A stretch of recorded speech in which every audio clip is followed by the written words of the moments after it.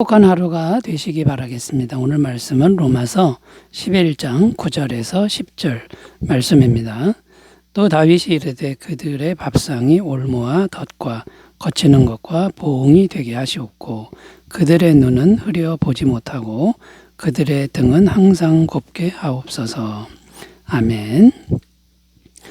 오늘 말씀 9절에 보면 그들의 밥상이 올무와 덫과 거치는 것과 보응이 되게 하시옵고 이렇게 기록합니다. 여기 보면 밥상이라는 단어가 나오는데 이 밥상의 의미는 현실적인 축복을 의미합니다. 그런데 그 현실적인 축복이 오히려 올무와 덫과 거치는 것이 되게 해달라는 것입니다. 누가 한 말입니까? 다윗이 한 기도문인데 시편에 기록되어 있는 말씀입니다. 이게 무슨 내용이냐면 자기를 공격하는 사람들, 다윗을 공격하는 사람들을 하나님이 보복해 주시기를 기도하는 내용입니다.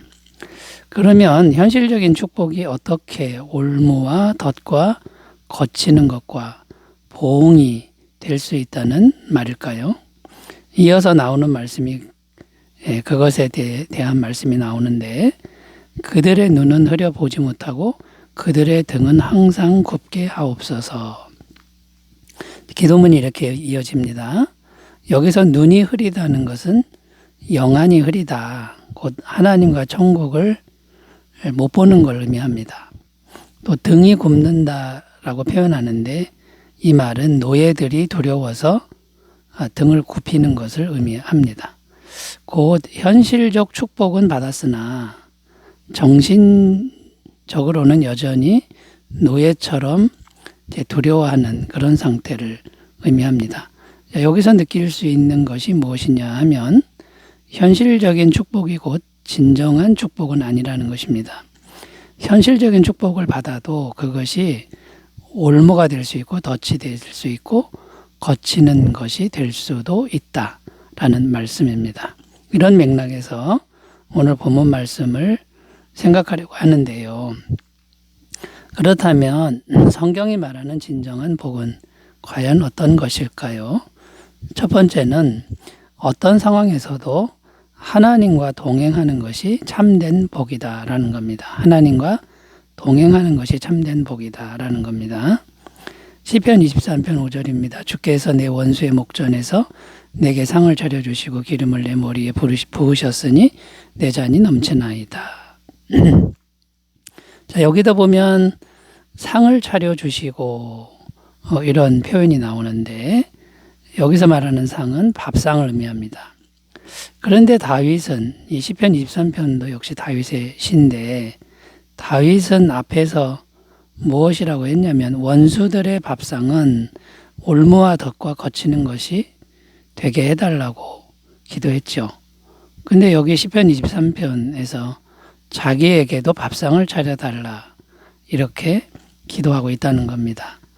자, 여기서의 밥상은 지금 23편의 밥상은 진정한 복으로서의 밥상을 달라고 하는 것입니다.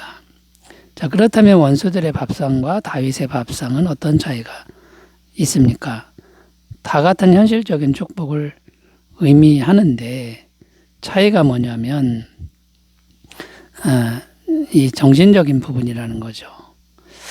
진정한 축복은 하나님과 동행하는 것이다라는 겁니다.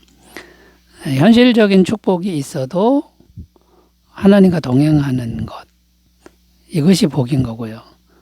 또 현실적인 축복이 없어도 하나님과 동행하면 그것이 참된 복이다라는 겁니다.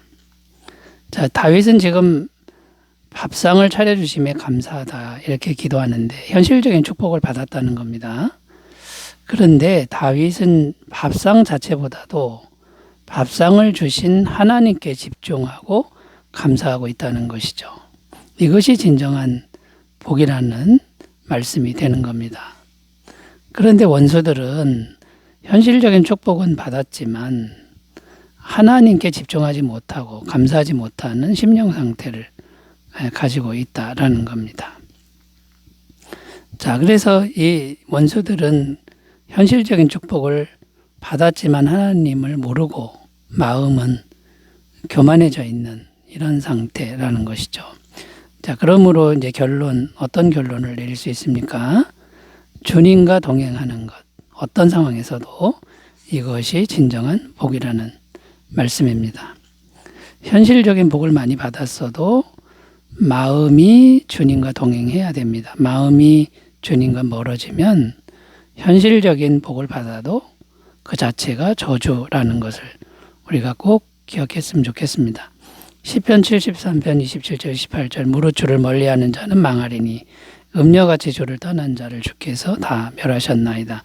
하나님께 가까이 함이 내게 복이라. 내가 주 여호와를 나의 피난처로 삼아 주의 모든 행적을 전파하리이다. 자, 하나님께 가까이 하는 게 진짜 복이다. 하나님을 멀리하면 저주받는다. 이 말씀을 꼭 기억하셨으면 좋겠습니다. 자, 두 번째로 가겠습니다. 참된 복, 성경이 말하는 진정한 복은 무엇일까요? 두 번째는 어떤 상황에서도 천국의 보물을 쌓는 것이 참된 복이다라는 겁니다. 마태복음 6장 20절 21절 읽습니다. 오직 너희를 위하여 보물을 하늘에 쌓아두라. 거기는 좀이나 동록이 해하지 못하며 도둑이 구멍을 뚫지도 못하고 도둑질도 못하느니라. 내 보물 있는 그곳에는 내 마음도 있느니라. 자, 이 말씀에 보면 보물을 하늘에 쌓아두라고 말씀하고 있는데 어떤 의미일까요? 자, 보물은 어떤 것입니까? 가장 귀한 것입니다. 자, 그 귀한 것을 하늘에 쌓는다. 어떻게 쌓느냐면 그 보물을 사용할 때 하늘을 위해서, 하늘을 목표로 해서 사용하라. 자, 이런 말이 되는 겁니다. 그러니까 이 땅을 위해서 사용하지 말고 천국을 위하여 사용하라. 이것이 보물을 하늘에 쌓는 것이라는 의미가 됩니다. 만약 이 땅의 귀한 것을 이 땅을 위해 사용하면 어떻게 될까요? 그것은 하나님과 상관이 없다는 거고요. 아주 육적인 것이 되고 만다라는 겁니다. 그리고 이 땅을 위한 모든 것은 허무함으로 끝납니다. 왜냐하면 이 세상은 잠깐 있다가 없어지기 때문이죠. 요한일서 2장 16절 17절 이는 세상에 있는 모든 것이 육신의 정욕과 안목의 정욕과 이생의 자랑이니라. 아버지께로부터 온 것이 아니요 세상으로부터 온 것이라. 이 세상도 그 정욕도 지나가되 오직 하나님의 뜻을 행하는 자는 영원히 거하느니라. 여기 보면 이 세상 정욕 다 지나간다, 없어진다 말씀하고 있습니다. 그러면 구체적으로 어떻게 하는 것이 하늘의 보물을 쌓는 것이 될까요? 현실적인 축복을, 쉽게 말해서 물질을 하나님의 나라를 위해 사용하면 된다라는 겁니다. 이 땅을 위해 사용하지 말고 하나님의 나라를 위해 사용하라는 겁니다. 마태복음 6장 33절 그런즉 너희는 먼저 그의 나라와 그의 의를 구하라. 그리하면 이 모든 것을 너희에게 더하시리라. 자, 먼저 하나님의 나라와 의를 구하라. 이것은 천국에서 볼 때, 하나님이 볼 때 기뻐하시는 그 일을 위해서 사용하라. 이런 말씀이 되는 거고요. 또 천국은 영생의 나라입니다. 그 영생과 연결되는 그 일에 물질을 사용하라. 그러면 영생이신 예수님을 전하는 그 복음 전파 사역에 사용하는 것이 구체적인 방법이 될 겁니다. 마태복음 28장 19절 20절 그러므로 너희는 가서 모든 민족을 제자로 삼아 아버지와 아들과 성령의 이름으로 세례를 베풀고 내가 너희에게 분부한 모든 것을 가르쳐 지키게 하라. 볼지어다 내가 세상 끝날까지 너희와 항상 함께 있으리라 하시니라. 자, 여러분 이 땅에서 살아가는 동안에 먼저 하나님 나라 곧 천국을 위해서 살아가는 귀한 삶이 되시기 바라겠습니다. 세 번째 주제로 가겠습니다. 성경이 말하는 진정한 복은 무엇일까요? 세 번째는 어떤 상황에서도 심령의 평안함이 참된 복이다라는 겁니다. 현실적인 복을 풍성하게 받아도 정신적으로 불안한 사람들이 많습니다. 오히려 지킬 것이 많을수록 더 불안하기도 합니다. 왜냐하면 자기 힘으로 자기를 지키고 자기 소유를 지키려고 하기 때문이죠. 이런 의미에서 진정한 복은 불안을 이기는 심령의 평안함이라고 말할 수 있습니다. 심령의 평안함은 어디서 올까요? 오직 성령님이 우리 마음에 임하실 때만 이 진정한 평안이 올 수 있습니다.